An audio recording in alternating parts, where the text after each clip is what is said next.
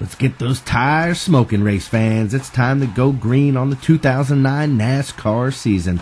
I'm Captain Thunder with CaptainThunderRacing.com, and this is your Daytona 500 preview.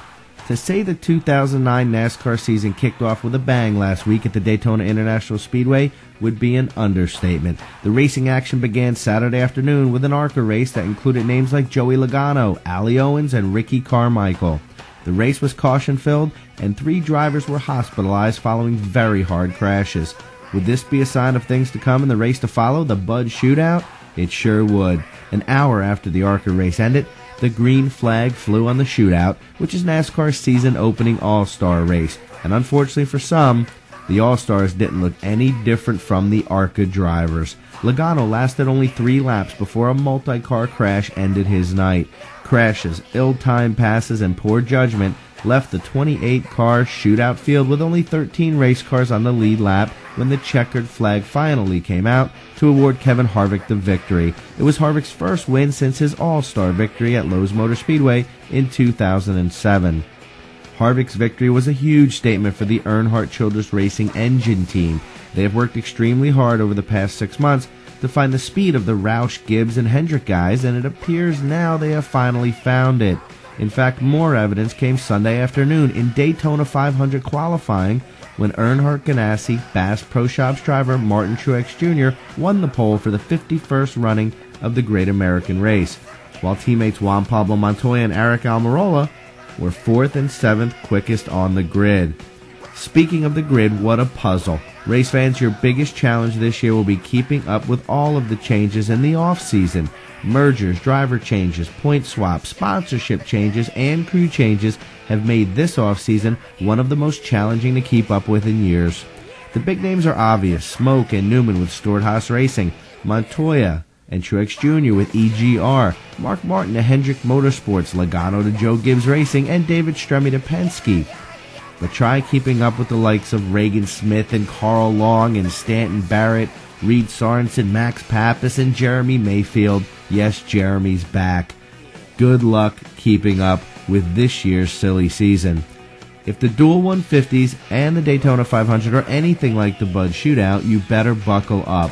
From what we saw last weekend, we are all in for an amazing speed weeks from the world center of racing.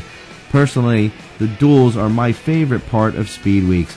There's so much to gain and so much to lose. Some drivers will make the race, some won't, and some will tear up their primary car and turn a great starting spot for the Daytona 500 into a lousy one. Oh yeah, there will also be at least one team that fails inspection, is hit with a 100-point penalty, and loses their crew chief for 6 races. As far as the Daytona 500 goes, you must keep your eyes on the usual suspects: Gordon, Earnhardt, Edwards, Johnson, Stewart, and Busch. Everyone expects these drivers to be factors in the outcome of the 51st Daytona 500. But I'm going to put my money on the old man. Don't sleep on Mark Martin. In a career spanning 3 decades, the old man of NASCAR will have perhaps his greatest chance ever to win his first Daytona 500.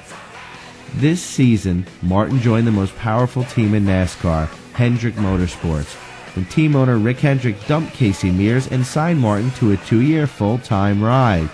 He has a tremendous crew, arguably the best equipment in the Sprint Cup garage, the talent of a living legend, and a desire to win that is unmatched in the sport.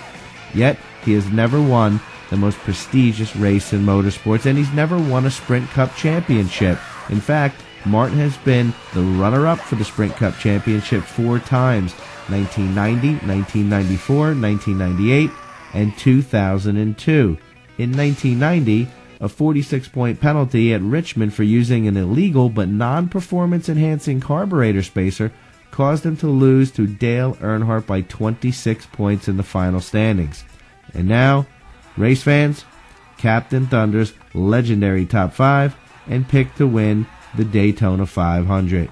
When you talk about Daytona, you have to talk about Dale Earnhardt Jr. He won the Daytona 500 in 2004, and he is well known as one of the greatest restrictor plate drivers of all time.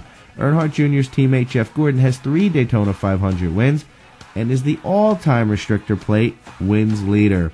He hasn't won a race in more than a year after going winless in 2008, but what better place to get back to victory lane than Daytona? I also like the 3-time defending Cup champion Jimmy Johnson.